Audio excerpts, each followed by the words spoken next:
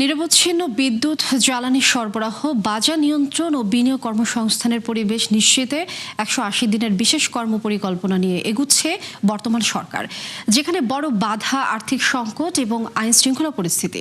পাশাপাশি চ্যালেঞ্জ রয়েছে ব্যাংক খাতে সুশাসন ফেরানো। বিশ্লেষকরা মনে করেন উত্তরাধিকার সূত্রে পাওয়া অর্থনৈতিক সংকট সামাল দিতে বেগ পেতে হবে নতুন সরকারকে। আরও জানাচ্ছেন মইনুল হাসান।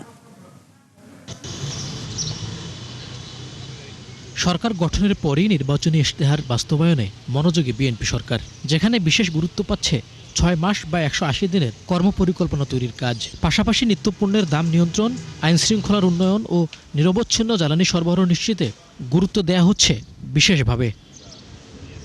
মোটা দাগে এই তিনটি অগ্রাধিকার ঠিক করা হলেও ব্যবসা পরিবেশ, বিনিয়োগ বৃদ্ধি, কর্মসংস্থান নিশ্চিত করা সহ নানা চ্যালেঞ্জ সরকারের সামনে।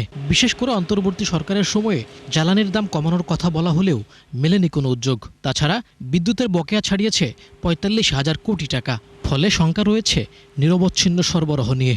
বিনিয়োগ যদি চাঙ্গা করতে হয় তাহলে আমাদের যে ধরনের বাইন্ডিং কনস্ট্রেন্টগুলো অর্থনীতিতে আছে, যেগুলো প্রতিবন্ধকতা মূল তার মধ্যে তো বিদ্যুৎ, জ্বালানি হলো একটা, এবং সেখানে আমরা দেখছি যে বকেয়ার একটা চাপ আছে, সরবরাহর দিক থেকে নিরবিচ্ছিন্ন সরবরাহ নিশ্চিত করার দিকে চাপ আছে। জ্বালানি সরবরাহ নিশ্চিত করতে না পারলে যেটা হবে, আমাদের কিন্তু উৎপাদন আরও ক্ষতিগ্রস্ত হবে, আমাদের এক্সপোর্ট কম্পিটিটিভনেস কমে যাবে, আমরা যথেষ্ট মাত্রায় এমপ্লয়মেন্ট জেনারেট করতে পারবো না। তারা কমিট করে এসেছেন নতুন কর্মসংস্থান করতে চান।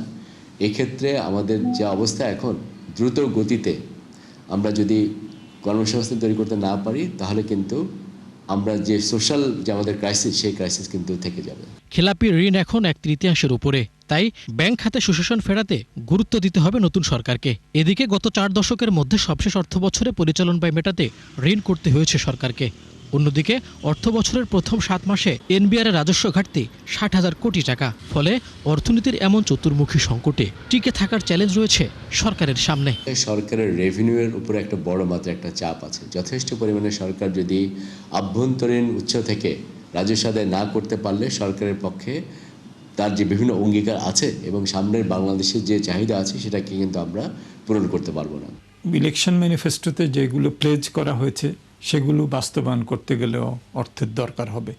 সব দিক থেকেই অর্থ প্রয়োজন, এবং সেই অর্থটা যতটা সম্ভব আমরা নিজেরা নিজস্ব সম্পদ থেকে করতে পারি সেটা চেষ্টা করতে হবে সর্বোচ্চভাবে।